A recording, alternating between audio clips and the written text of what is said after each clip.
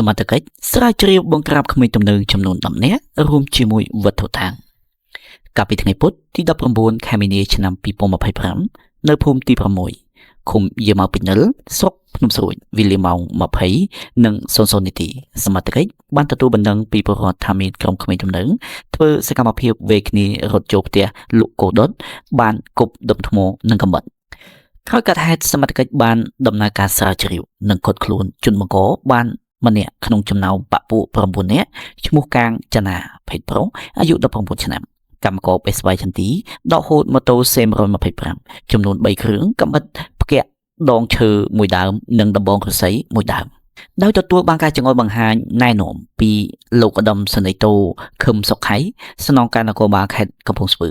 កម្លាំងជំនាញបន្តស្រាវជ្រាវរហូតដល់ថ្ងៃទី20ខែមីនាឆ្នាំ2025កម្លាំងការិយាល័យភូមិបន្ទាន់និងអធិការដ្ឋានស្រុកកំពង់សិលាបានឃាត់ខ្លួនជនសង្ស័យ3នាក់បន្ថែមទៀតមួយឈ្មោះយ៉ងសុជាតិភេទប្រុសអាយុ20ឆ្នាំកម្មករថែសួននៅមហាវិទ្យាល័យព្រះគម្ពីរ Highland ទី2ឈ្មោះពៅរ៉ាវិតភេទប្រុស17ឆ្នាំកម្មករសំណង់3ឈ្មោះអែមសម្បត្តិភេទប្រុសអាយុ17ឆ្នាំបន្តស្ទាក់ឃាត់បាននៅផ្លូវជាតិលេខ4ចំណុចគីឡូម៉ែត្រលេខ65 3នាក់បន្ថែមទៀតមួយឈ្មោះភួនសុកច័ន្ទភេទប្រុសអាយុ17ឆ្នាំកម្មកររោងចក្រ2ឈ្មោះស្រងសំណាងភេទប្រុសអាយុ18ឆ្នាំកម្មកររោងចក្រមានស្រុកកំណើតនៅភូមិព្រៃគូឃុំព្រៃប្រសពស្រុកព្រៃប្រសពខេត្តកោះចេះទី3ឈ្មោះវឿនវៃហៅញក់អាយុ21ឆ្នាំមុខរបរកម្មកររោងចក្រមានស្រុកកំណើតនៅភូមិច្រាំងស្រីឃុំកំពង់សិលាស្រុកកំពង់សិលា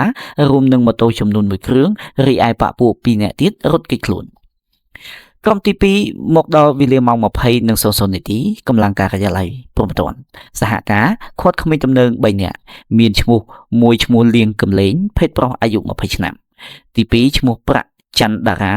ភេទប្រុសអាយុ26ឆ្នាំទី3ឈ្មោះជុនចន្ទរិទ្ធអាយុ30ឆ្នាំរស់នៅភូមិទី6ឃុំយាម៉ៅពេញនិលស្រុកភ្នំស្រួយជាស្ដែងប្រតិបត្តិការខាងលើសមត្ថកិច្ចបានស្រាវជ្រាវនិងឃាត់មុខសញ្ញាសរុបចំនួន10នាក់រួមជាមួយវត្ថុតាងម៉ូតូ4គ្រឿងកាំបិតផ្គាក់មួយដើមដំបងឫស្សីមួយបច្ចុប្បន្នសមត្ថកិច្ចនគរបាលបានធ្វើការកសាងសំណុំរឿងបញ្ជូនទៅអាយកាអមសាលាដំបងខេត្តកំពង់ស្ពឺចំណាត់ការតាមនីតិវិធីច្បាប់